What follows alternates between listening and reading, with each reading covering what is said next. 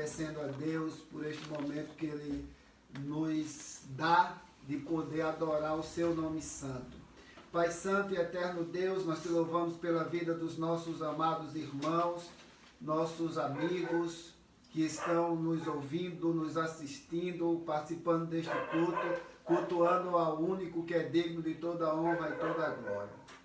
Ó Deus, perdoa os nossos pecados, nós cometemos falhas, pecamos, erramos por palavras, ações, pensamentos, omissões. Que o Senhor continue tendo misericórdia de nós, pois as tuas misericórdias são a causa de não sermos consumidos.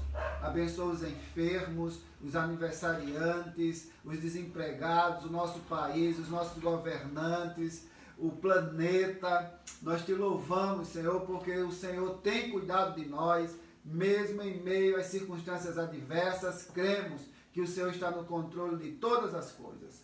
É assim que eu te rogo, é assim que eu te oro, em nome de Jesus. Amém. Meus queridos irmãos, vamos louvar a Deus com o cântico que diz: Espírito, enche a minha vida.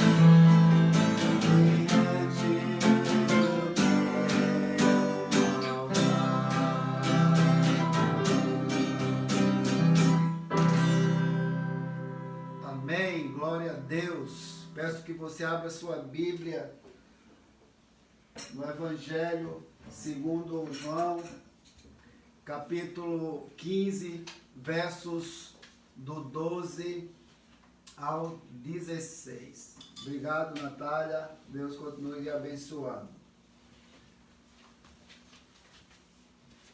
O Evangelho de João, capítulo 15,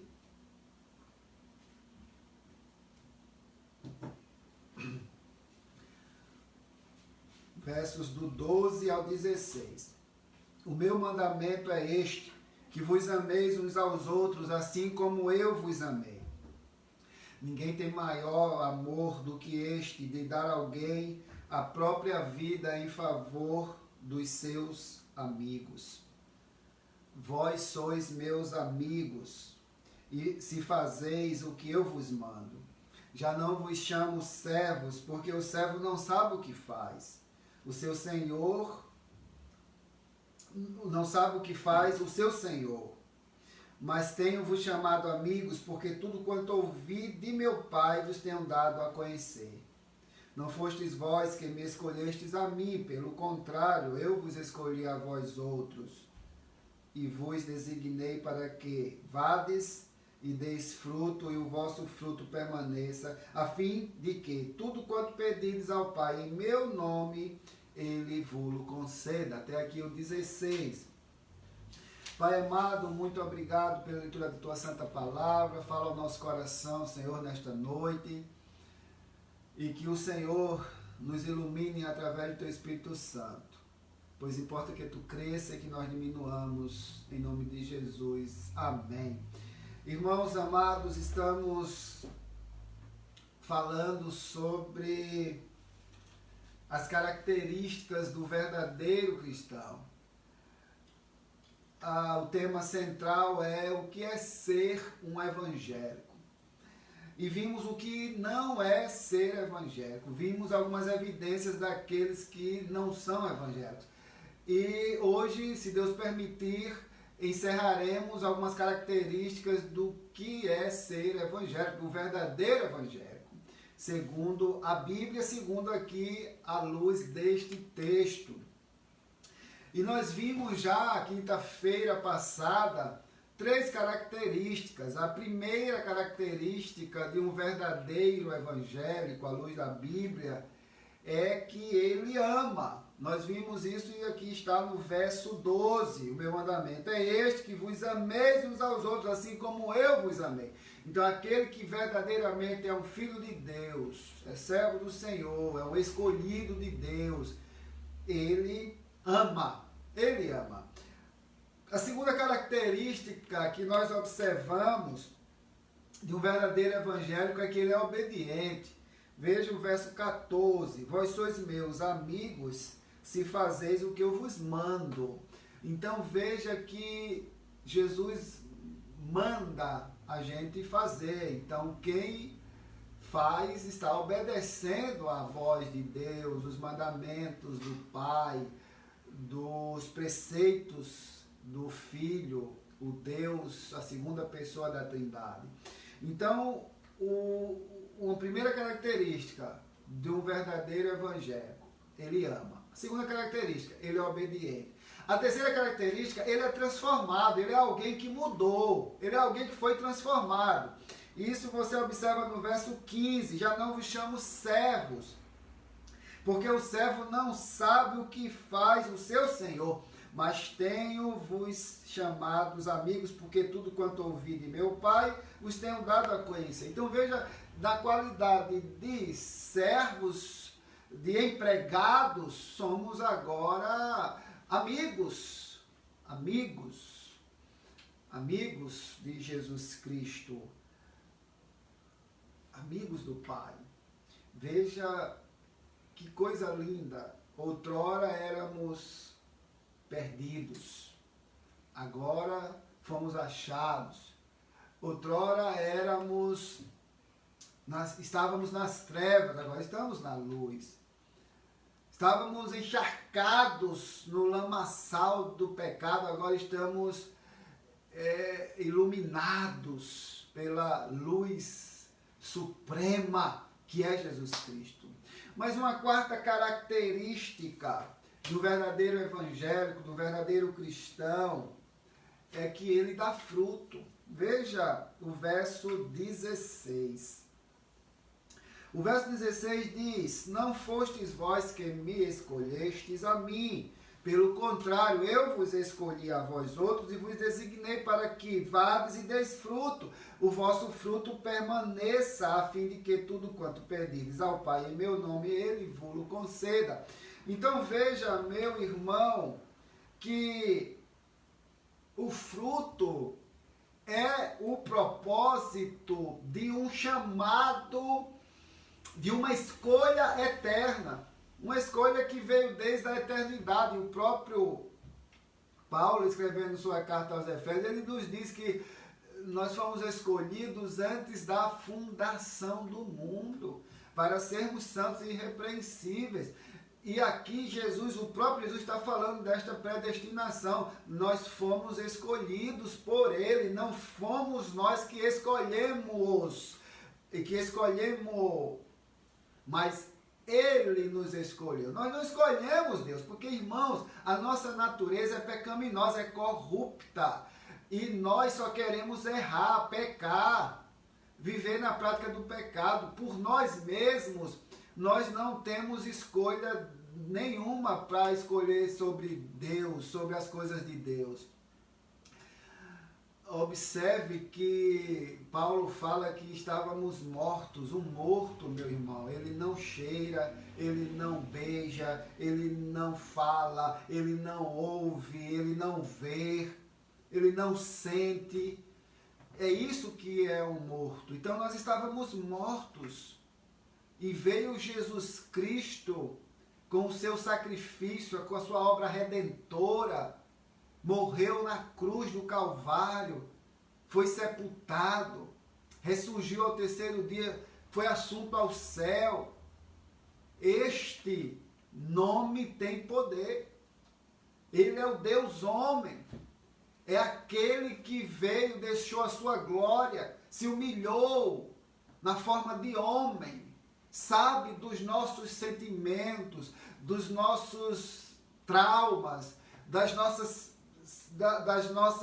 aflições, das nossas lutas, tudo Ele sabe. Ele sentiu tudo isso na pele, porém sem pecado algum. Nós pecamos, nós somos sujos, mas Deus, através do seu grande amor que Ele tem por nós, mediante o seu Filho Jesus Cristo, Ele deu o seu Filho único, unigênito, para que todo aquele que nele cresce não perecesse, mas que tivesse a vida eterna. Então veja você que este fruto é tão somente de uma escolha eterna. É tanto que o próprio Jesus disse que não fomos nós que o escolhemos, mas foi Ele que nos escolheu. E Ele diz aqui, e Ele escolheu-nos para quê? Para vivermos no lamaçal do pecado? Não, Ele já nos tirou de lá. Para sermos estéreis? Não. Nós não somos estéreis. Ele não nos escolheu para isso. Para darmos fruto. Ele nos escolheu para dar fruto. Para dar fruto. Lembre-se disso. O próprio Jesus disse isso. Vocês não me escolheram. Eu que escolhi vocês. Escolhi vocês para quê? Para que vocês frutifiquem. Para que vocês deem frutos. Então, meu irmão, veja a expressão de Jesus em Mateus, capítulo 7, verso 23, que ele diz: nunca vos conheci. O que ele quis dizer com isso aqui, meus irmãos? Veja você que não sabia exatamente quem eram aquelas pessoas ali, que nunca haviam sido apresentados. É claro que não. Ele aqui no capítulo 7 de Mateus, ele estava sempre a um passo à frente do coração do homem. E tratava sempre de mostrar que sabia as reais intenções de todos os homens. Ele sabe da minha intenção, do meu coração, do seu coração. Você observe isso em João, capítulo 2, verso 24.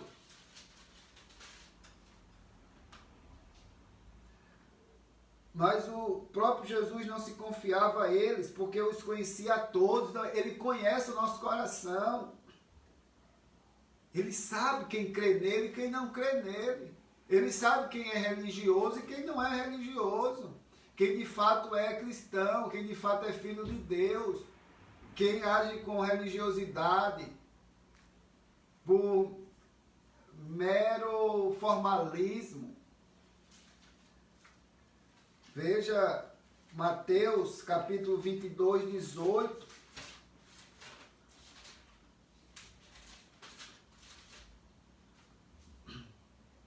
Jesus, porém, conhecendo-lhes a malícia, respondeu: por que me experimentais, hipócritas? Então ele conhece o meu coração, ele conhece o seu coração. Ninguém engana a Deus. Ninguém engana. Conhecer aqui tem um sentido muito íntimo, muito profundo. Tem a ver com uma relação de intimidade, fruto de um propósito que envolve um amor planejado. Não é à toa, meus queridos, que algumas vezes esse verbo aqui, conhecer, é usado para descrever a união matrimonial.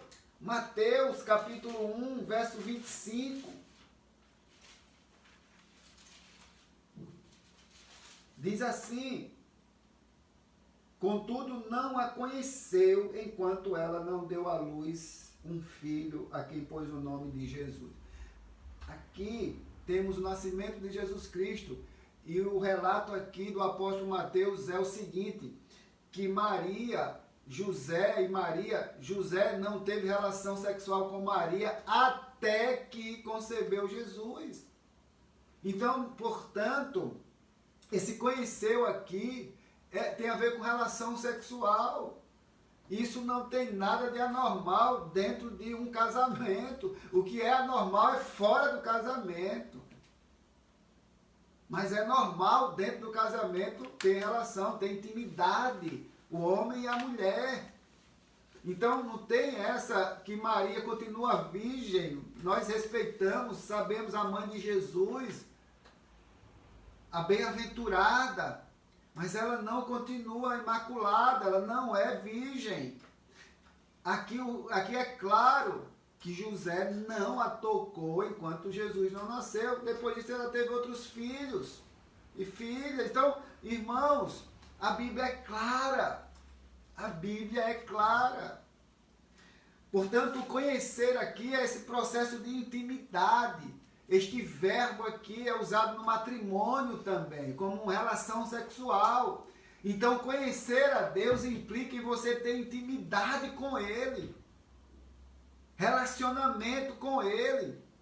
Quando você ora, por exemplo, a Deus, ao Pai, em nome de Jesus,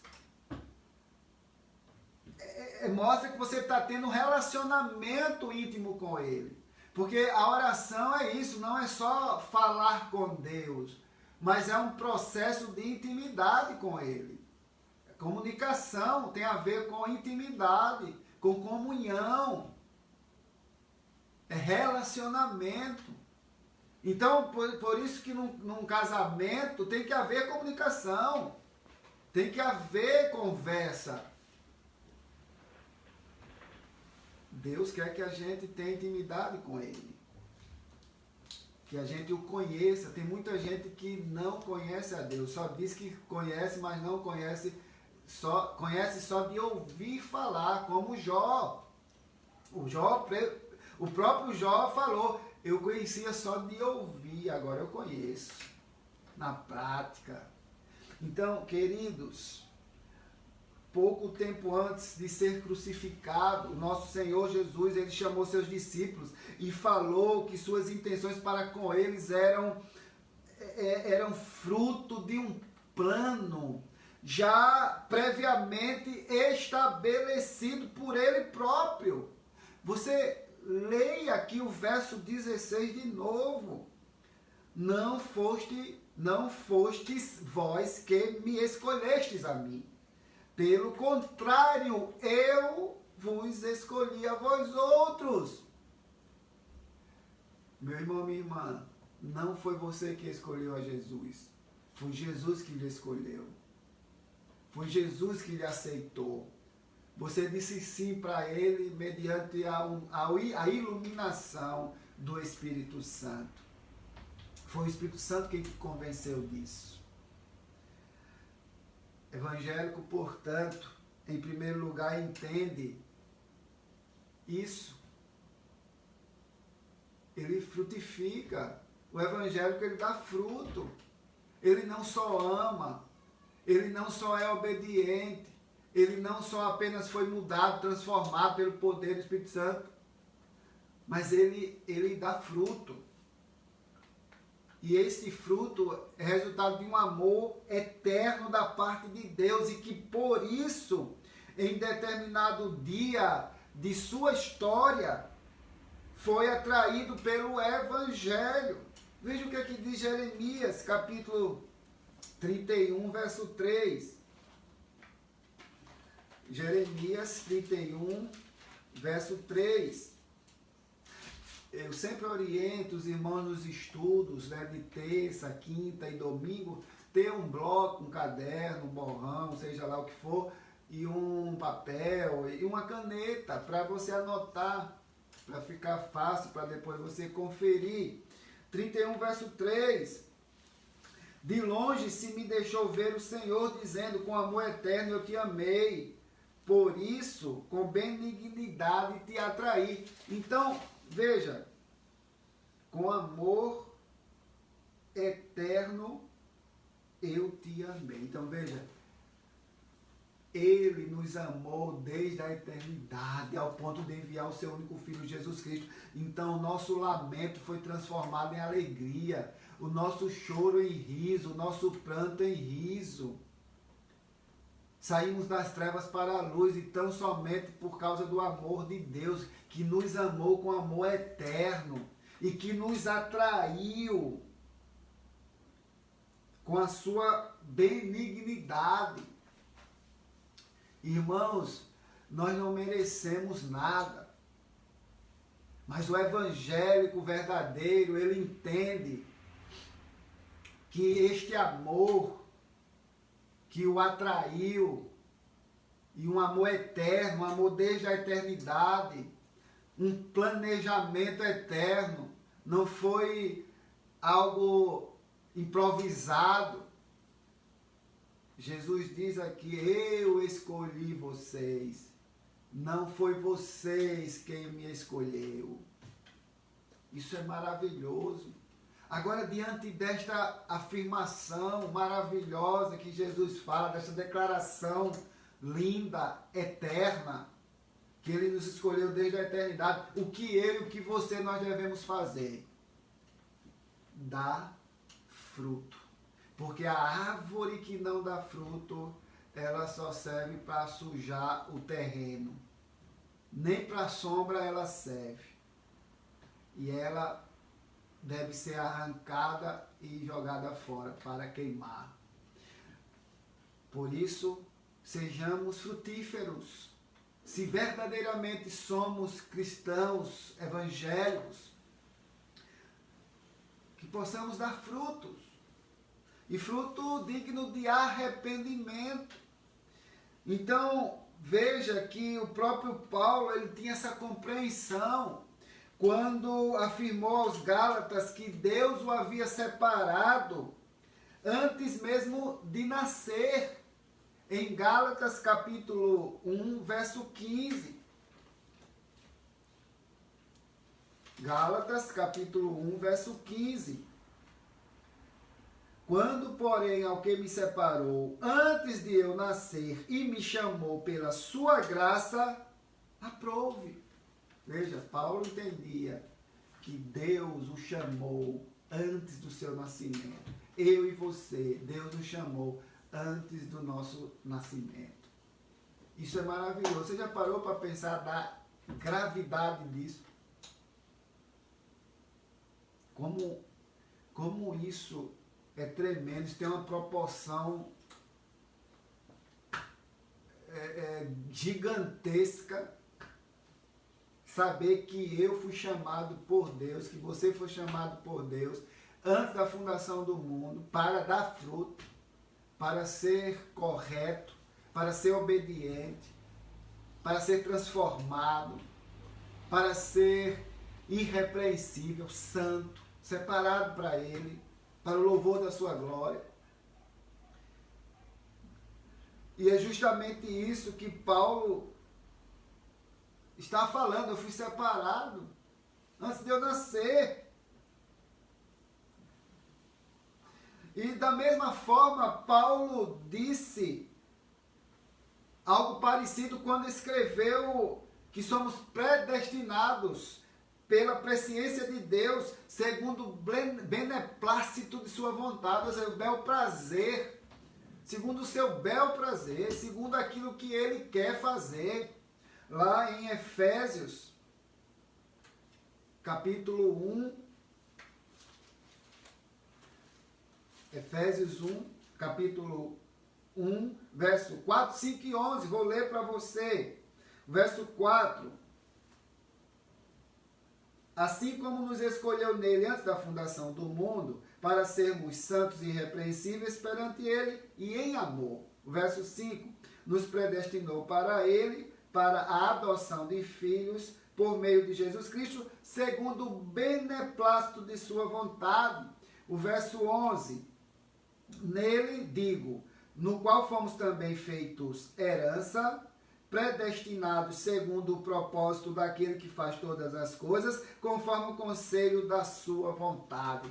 Irmãos, ninguém dita regra para Deus, não. Deus faça assim, faça assado, ou fica reclamando, por que tu me fizeste assim? Porque eu não sou assim? Porque eu não sou assado? Quem que manda em Deus, irmãos? Ninguém. O ser humano tem dificuldade com a doutrina chamada soberania divina. Porque o ser humano quer estar no controle das coisas, e ele não tem o controle das coisas. Quem tem o controle de tudo é Deus.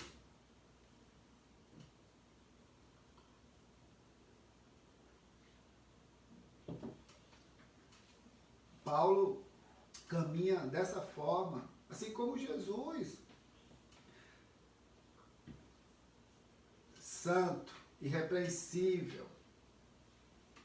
Foi para isso que eu fui escolhido, que você foi escolhido. E antes da fundação, em amor, para dar fruto.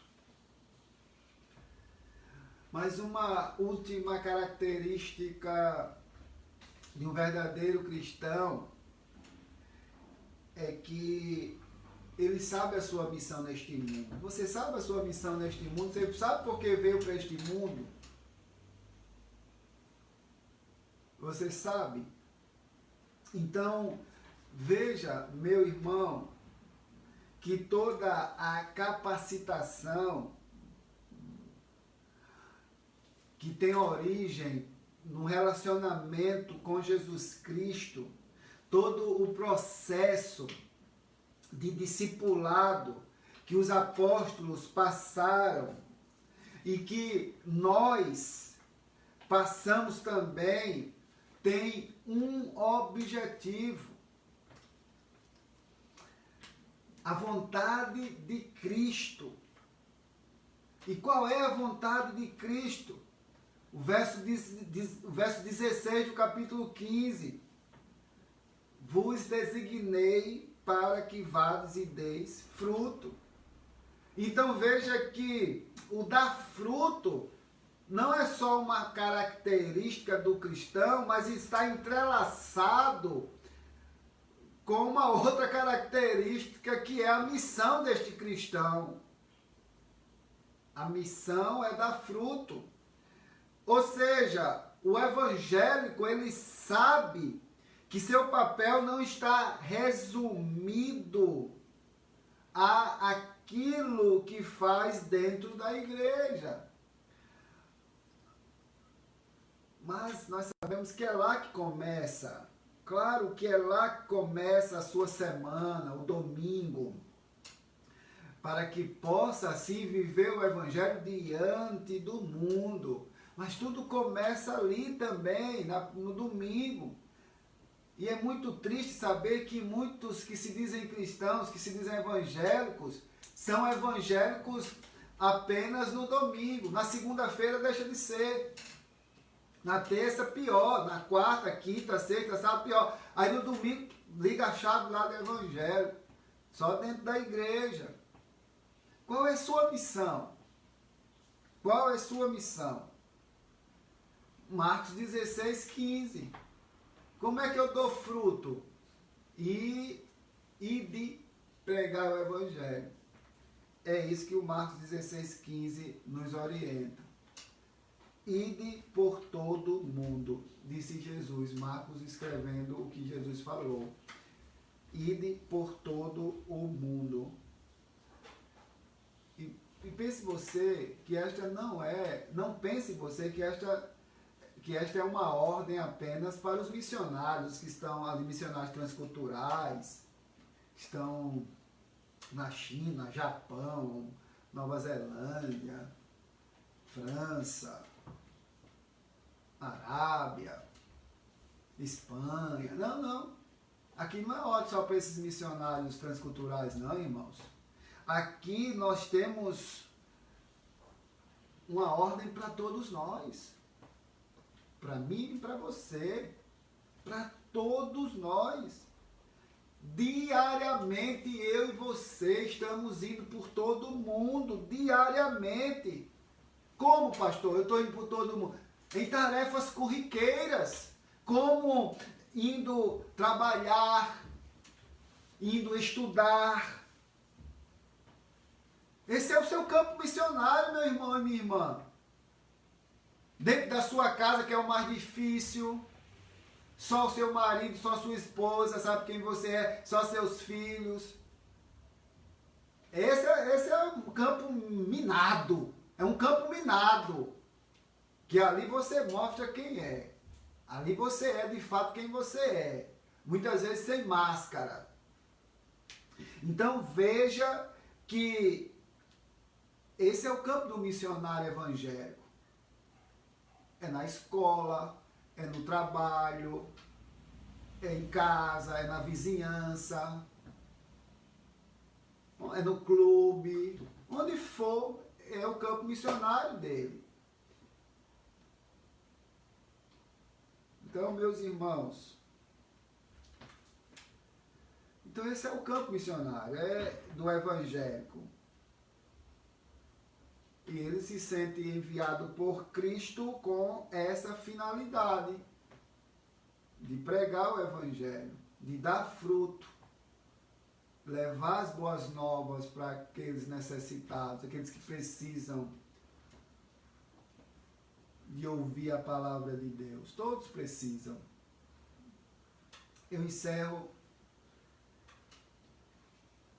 fazendo uma pergunta. Para que serve saber o que é um verdadeiro evangélico? Me diga, você, eu sou um verdadeiro evangélico? Faça essa pergunta. Eu amo. Faça essa pergunta. Eu amo.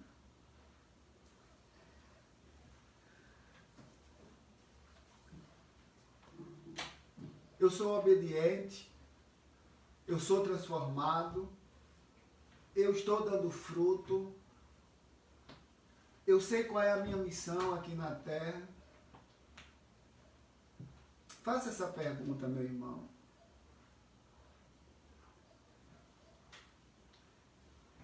E quem sabe você obterá aí um diagnóstico, muitas vezes dentro da sua própria casa. Pergunte para sua esposa: eu sou um verdadeiro evangélico? Você me acha, meu amor, um verdadeiro evangélico? Pergunte para os seus filhos: vocês filhos, vocês me acham um verdadeiro evangélico? Pergunte para o seu esposo, mulher: você me acha, marido, uma verdadeira evangélica, uma verdadeira cristã, serva do Senhor? Pergunte para os irmãos da fé: vem cá, você me acha um verdadeiro evangélico?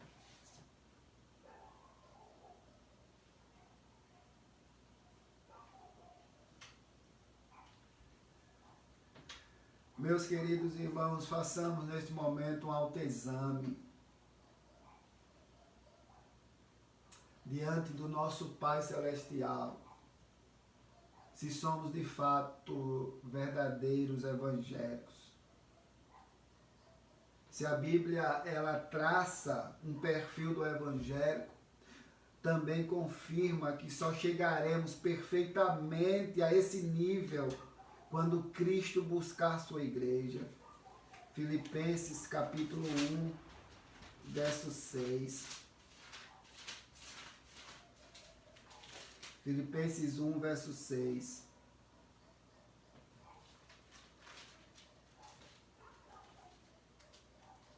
Estou plenamente certo de que aquele que começou boa obra em vós há de completá-la até o dia de Cristo Jesus. Enquanto isso não acontece, há espaço para nós crescermos, para nós amadurecermos. Pense nisso, enquanto Jesus não volta, enquanto eu não parto desta para melhor, você cresçamos, amadureçamos. Sempre é possível. Sempre é possível. O que, pastor, que é possível? Um evangélico ser ainda mais evangélico. Meus queridos, como anda a sua relação com Deus? No trabalho, no trânsito, na vizinhança.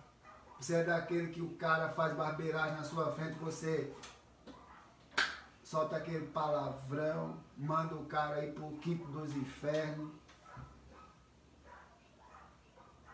O vizinho tá com som alto e você, barulho é esse? Quero dormir. E xinga e lá vai. Como é que está a minha vida, a sua vida, em casa, no trabalho, na escola, na universidade, na vizinhança, no trânsito? Como é que está? Como é que eu posso mudar esse conceito de evangélico aí, entre aspas? Como é que eu posso mudar esse conceito? Está sendo tão pejorativo, todo mundo é evangélico. Como é que eu posso mudar? E nós estamos aí tudo no mesmo bolo, com o nome de evangélicos, e eles fazendo, e evangélicos fazendo tanta bobeira e tanta bobagem, e todo mundo bota num balaio só. Que Deus nos abençoe. Vamos louvar a Deus.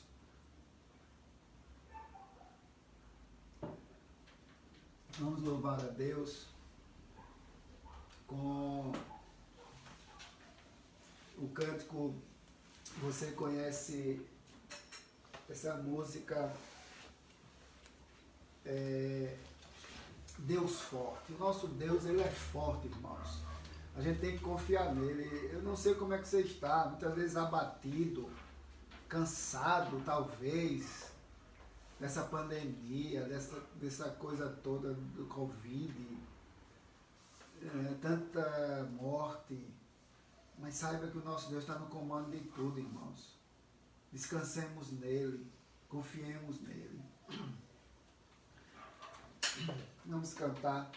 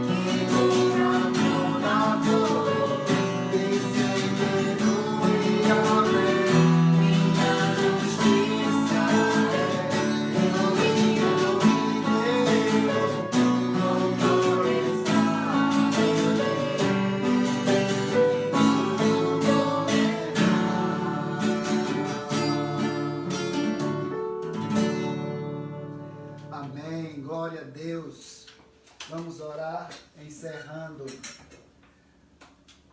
Pai amado, muito obrigado, Senhor, por este momento na Tua santa presença. Que nós possamos mostrar que somos verdadeiros cristãos, verdadeiros evangélicos, pois este nome está tão banalizado, tão vulgarizado, ó Pai. Que nós possamos fazer a diferença, amando, obedecendo, mostrando transformação, dando fruto, sabendo a nossa missão.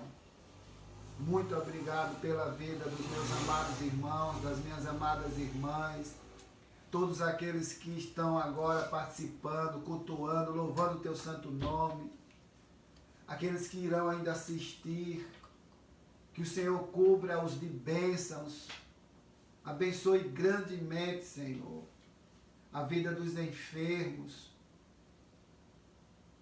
Coloco, ó Deus, a mãe da nossa amada irmã Cleusa, a irmã Lenilda. Abençoe ela, Senhor. Abençoe o presbítero Jura. Abençoa, Deus, todas as nossas congregações, os pastores, o pastor Edmar, os presbíteros, o conselho de nossa igreja, os diáconos, a nossa igreja presbiteriana de Itajaí, que está completando neste mês de agosto 69 anos. Somos gratos pela vida daqueles irmãos que passaram, que foram ali fundadores desde o início desse trabalho. Obrigado, Senhor, por todos que passaram, pelos que estão fazendo história, fazendo diferença. O resultado está aí com 5 congregações, com 5 futuras igrejas no sul do país, um lugar difícil do Evangelho. Muito obrigado, Senhor, pela vida da nossa igreja, da nossa primeira igreja presbiteriana de Itajaí. Que o Senhor continue abençoando o pastor Edmar, a sua esposa, os seus filhos e o conselho da igreja através de todos os presbíteros e seus familiares. Muito obrigado. É assim que eu te rogo em nome de Jesus. Amém. Queridos irmãos, nós temos neste mês de agosto, aniversariaram então dia 4, a nossa irmã Célia, nós oramos por ela. Também o pastor Munguba, Tomás Munguba, o pastor da nossa irmã Neta, de João Pessoa. Falamos na terça também o aniversário da cidade de Brusque, 160 anos. Ontem foi o aniversário de João Pessoa, na Paraíba, a Portal do Sol, o Portal do Sol, a Califórnia brasileira, a cidade brasileira verde, mais verde do Brasil. Queridos, o ponto extremo oriental, ponto mais oriental das Américas, onde o sol nasce primeiro. Bênção, bênção, que Deus abençoe aí os paraibanos, os pessoenses, nos quais eu me incluo também. Que Deus abençoe. E também o pastor Munguba, homem de Deus, que Deus abençoe e alimente a sua vida, o seu ministério, a sua família, o seu rebanho. Neta, Deus te abençoe. Dia 8, meus irmãos, nós temos aniversário do Davi Gabriel, o filho da Juscelia e do Iosmário. Deus abençoe, Davi, sua vida. Dia 12, o meu aniversário. Dia 20, o da Márcia Gomes. Dia 27, da Senilde e do Wellington. Dia 28, da Ionara. Dia 16, irmãos, nós temos aqui, no próximo domingo, não neste, nós não teremos culto presencial no domingo ainda, mas no dia 16 teremos a inauguração do nosso espaço de culto em cima, no piso superior, e eu conto com você. Se você pode ir, vá. Limite de 45 pessoas. Então será uma bênção ali, em meio à pandemia. Deus está abençoando. O pastor Edmar estará pregando naquela ocasião. Estaremos ministrando a ceia do Senhor. E é um privilégio, porque eu estarei ali com a Dani completando mais um ano de casado, 17 anos de casados, que eu aguento essa mulher, que ela me aguenta, irmãos, errei, desculpa, que ela me aguenta, ela está ali, né? Então, é bênção, bênção, e eu peço desde já que vocês colaborem, irmãos, ofertem. Nós estamos fazendo 2 salas, a cozinha, e é tudo para usufruto nosso, para acomodação nossa, dos nossos filhos ali, as crianças, para a glória de Deus. Então, eu não estou pedindo que você dê o seu tudo, não estou dizendo que você tem que dar para ser salvo, não estou enganando ninguém, não estou extorquindo ninguém, apenas estou pedindo àqueles que podem ofertar, que ofertem de forma voluntária, liberal, generosa. É isso que Deus quer, como forma de gratidão a Deus pelo que Ele é, pelo que Ele faz por nós. É isso, irmãos. Não é nada em troca. Não é nada em troca. Tudo é de Deus. Fique à vontade para ofertar para a nossa construção. Nós estamos precisando. Irmãos amados, esse mês de agosto é mês de missões também. Ore pelos nossos missionários. Esse mês de agosto também, como eu já orei, aniversário, 69 anos da primeira de Itajaí. Oremos pela nossa igreja mãe, uma igreja que é abençoadora, uma igreja que abençoa, uma igreja que é missionária, que ajuda missionários da APMT, da nossa agência presbiteriana missionária. Então, é uma igreja, de fato, que foca em plantação de igreja. O resultado está aí, 5 novas futuras igrejas. É bênção. Que Deus continue abençoando o conselho da igreja de Itajaí e o pastor Edmar. E também, meus irmãos, é aniversário dos 161 anos da Igreja Presbiteriana do Brasil. O trabalho presbiteriano no Brasil aqui. O início com o nosso grande reverendo Ashbel Green Simonton. Chegou no Brasil aqui em 12 de agosto de 1859. E até hoje estamos aqui, a Igreja Presbiteriana, fruto de um missionário americano. Então oremos pelos nossos missionários, oremos pela nossa Igreja Presbiteriana do Brasil, uma igreja histórica, uma igreja séria, uma igreja reformada. Que Deus abençoe a todos vocês. Que Deus abençoe a todos vocês. Um forte abraço e até domingo, se Deus assim nos permitir, pela manhã às 10 horas da manhã e à noite culto online apenas às 18 horas. Lembrando que a partir das 4h30 a irmã Letícia estará no templo recebendo as doações dos irmãos, tá bom? Para cestas básicas. Nós não estamos parando. Que Deus abençoe a irmã Letícia, continue abençoando ela grandemente. Ela é a secretária de Ação Social da SAF, Sociedade Auxiliadora Feminina. Portanto, a Letícia está encarregada para arrecadar esse alimento. Então, você já sabe o seu quilo de alimento, você já sabe o que você tem que contribuir. Vá lá, deixe o seu quilo, deixe a sua contribuição. A Letícia estará esperando por você para entregar, tá bom? Deus abençoe vocês, meus irmãos queridos, minhas irmãs queridas. Uma boa noite para vocês. Que Deus abençoe grandemente toda a sua família. Toda, em nome de Jesus. Amém.